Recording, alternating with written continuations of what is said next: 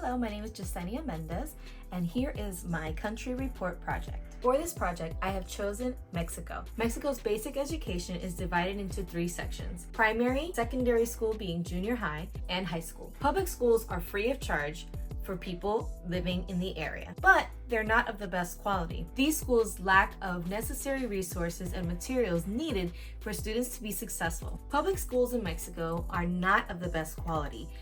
Many places or many schools there lack of basic education materials such as curriculum and resources that they need to be able to help the kids there be successful. Therefore, many parents opt to have their kids go to private school.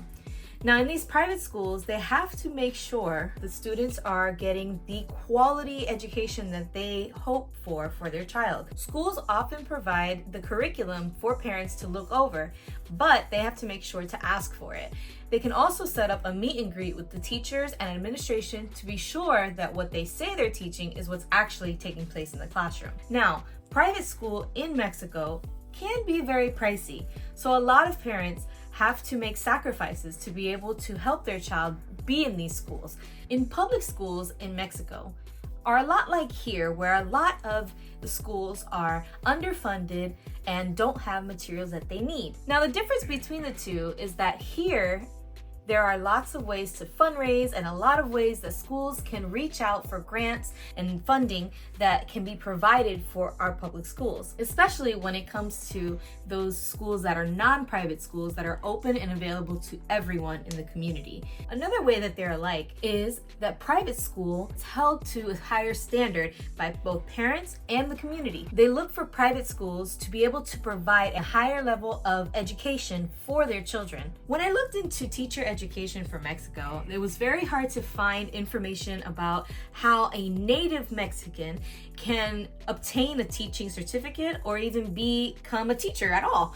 And a lot of the information was more geared toward people from outside, especially Americans coming from the United States, to come in and teach in Mexican schools, but they have to have some kind of degree of English. So if you're able to speak English, if you're very fluent in it and writing it and reading it, being able to speak it verbally, this is something that is a big requirement to be able to teach in Mexico. Once again, I really searched into this to try to see what kind of things a native Mexican can do, someone who's been living there, born and raised, how they can obtain one of these certificates. But and something that was interesting to me was that there's not many requirements for people there to be able to work, and a lot of these people that do work there that are native, they make only about $6,000 a year. And if they do have higher education, they only make about $7,000. This concept differs from that of the United States,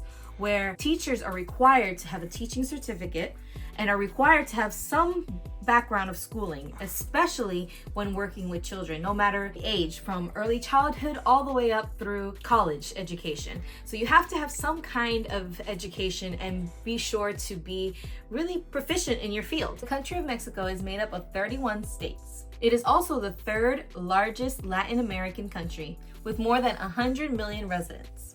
Much of the early Mexican civilization was run by the Mayans and the Aztecs. Since 1523, the Catholic Church has had a major influence on the Mexican region. In 1574, Mexico was run by Spain and enslaved a lot of the Aztec natives. In 1910, the Mexican Revolution came forth and Mexico became independent.